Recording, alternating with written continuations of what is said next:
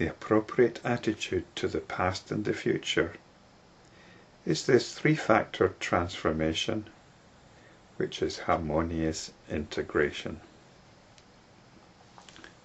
Now we begin applying samyama, which I've translated here as harmonious integration. It might be better just to have left it as samyama. But here we have the mind, our emotions, our moods, actually working in concert. And we're applying it to what I spoke about in the previous video. We're applying it to this transformation, this transition from identifying with the consensus reality, the conventional understanding of the world and our role in it, or conventional understandings, because it's not simply one thing. And there's a transition from that understanding to samadhi. So we're applying samyama to this transition. And the result is the beginning of wisdom. The word here is jnana, which is often translated as simply knowledge.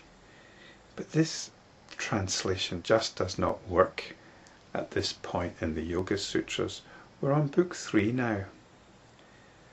And we're not concerned with knowledge in the usual understanding, because knowledge belongs to the conventional consensus reality. It's about concepts, ideas, notions, beliefs. The yogi is not interested in that. So what do we mean by jnana? This is another Sanskrit word which is worth becoming familiar with. If we're going to talk about knowledge, then it might be better to talk about gnosis, which is some kind of spiritual knowing. But what we need to refer back to is our 8-limbed yoga. And in the 8-limbed yoga, we develop a particular composure through our practice of repeated samadhi. So I've translated it as the appropriate attitude. It's the beginning of wisdom. It's an inner disposition which allows us to operate effectively in whatever we do. And that operating effectively in whatever we do is wisdom. Wisdom isn't just being able to mouth certain platitudes and fine sentiments. It's about being able to act appropriately in the world. So jnana is the beginning of this. It's the appropriate attitude, the appropriate bearing, the appropriate disposition. So this is the first sutra of many concerned with samyama.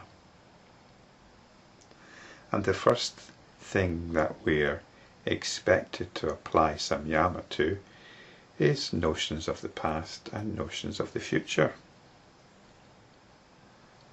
This is the first thing we have to do in order to make the transition from conventional consensus reality to samadhi. We have to develop the appropriate attitude to notions of the past and the future, because everything which happens is within that framework. We see ourselves as beings moving from a particular past to a very common future, death. No matter where we've all come from, and all the variety of conditions and circumstances that we were born into, at some point we all terminate. We have a common end. So this sutra has got 3 important words in it: parinamah, samyama and jnana. Sutras 9 to 15 were concerned with parinamah, the transition, I've been talking about. And this transition is embodied in samyama. Now remember, it's all about the transition to samadhi. Sutra 11 told us that samadhi depends on the mind being one-pointed rather than caught up in a variety of objects. And that one-pointedness was necessitated by the mind being repeatedly turning to a balanced state. This is what Sutra 12 told us. So parinamah, this transition, this transformation, is concerned with samadhi, one-pointedness, and maintaining that one-pointedness. And this is the same as samyama. Samyama is also about samadhi. It's about being focused, concentration, and being established in that focus. So this transition, the transformation, is effected by samyama. And we look at what we inherit from the past, and this is our immediate mood. And we look at where it's going into the future.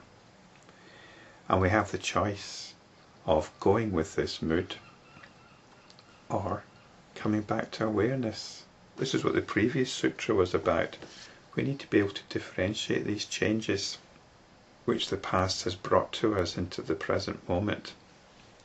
And we take the appropriate attitude. And this appropriate attitude is determined by making the transition to samadhi. Do we want to do this? Do we want to get on with our spiritual practice, our enlightenment practice? Or do we want to indulge the mood? This lets us know what our immediate future is going to be. So the appropriate attitude to the past and the future, mentioned in Sutra 16, is determined by the present moment and whether we're practicing our yoga or not.